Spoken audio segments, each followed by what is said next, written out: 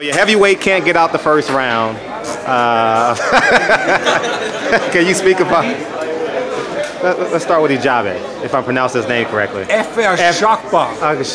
Yeah. So, you know, I was talking to Shelly, who is his manager, yeah. Shelly Finkel. I didn't know y'all worked together with him. I found that out at Deontay Wilder. And me, we worked together for many, many years. I mean, you know, we built up, Shelly and me built up Broner, Charlo, Thurman, Danny Garcia, all of those guys, and Deontay Wilder.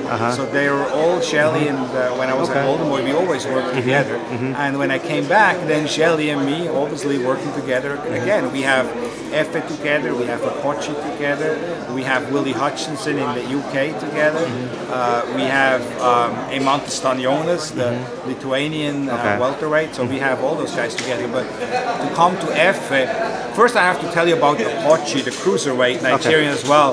He too knocks everybody out, and I really loved the video. He knocks him out, he goes, "Good night, good night." Then he walks away. Yeah. You saw that? It was so funny. We have the video up on Ringstar. Ringstar. Yeah. So it's a funny video. And then with Efe, man, this guy's special. And I was talking to Shelly. It reminds me a bit about Wilder, because with Wilder he had in his first, I don't know, 20, 25 fights or so, he knocked everybody out in the first round. And Deontay used to get upset with me and Shelly, like, "Hey, can't you guys put me in with somebody better?" And it doesn't matter who you put them in with, he just knocked them out. He knocked them out, and we see the same here with Efe. He just knocks everybody out. He's so heavy-handed. I looked at the video as well, and I think he hurt him with the body shot, and then he had sort of like a glancing shot to the head, and the guy went down and clearly had enough.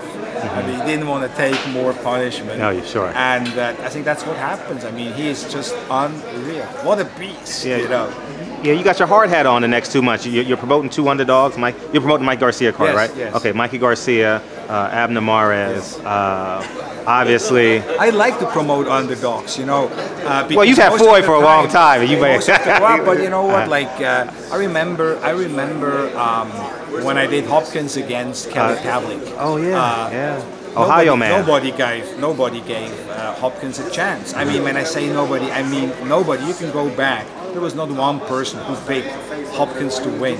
And Hopkins went out and fought that young, strong, undefeated, heavy-handed Kelly Pavlik. Well, you know what? Strong, young, undefeated, heavy-handed.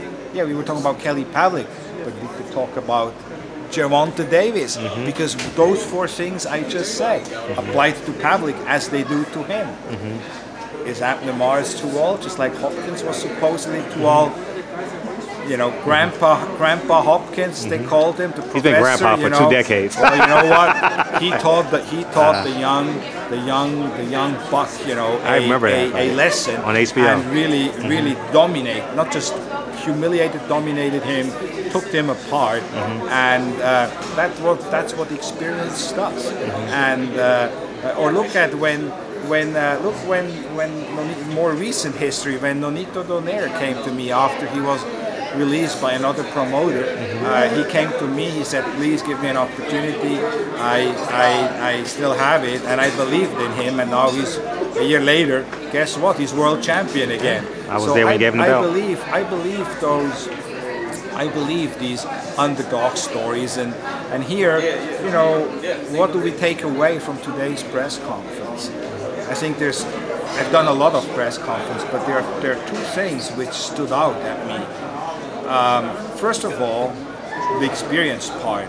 Did you see how calm, cool, and collected Abner Mares was? He always is. And did you see how nervous Gervonta Davis was? I didn't think Tank was nervous. He's just young. I think he's ready to go. I mean, he was like, there was a huge difference. In poise, I agree. In poise, I mean, just like, I agree. It stood out to me, and I had actually my sons mentioned that to me as well. And then the other one is when they did the face-off. Did you notice that Mares is about an inch or so taller? No, I didn't notice that. Yeah, so you can look at the tape. I will. So this is not going to be about size, about strength, or about youth, or all that. This is about experience and skills. And the experience and the skills brings me back to what actually Gervonta Davis's promoter, Floyd Mayweather, once told me. It's skills that pays the bills. And on that Saturday night at the StubHub Center, Dignity Health Center now, you're going to see skills paying the bills. Let me ask you a question about promoting. Abner Mares, Tank Davis, Black vs. Brown, Mikey Garcia. What's the genius that goes behind making people be nationalists? Talk about the promotional side of it as it relates, not from a racist perspective, but just how to build it up. Talk about the genius behind you, because you've done it for a long time with Oscar. You made him an American Mexican star.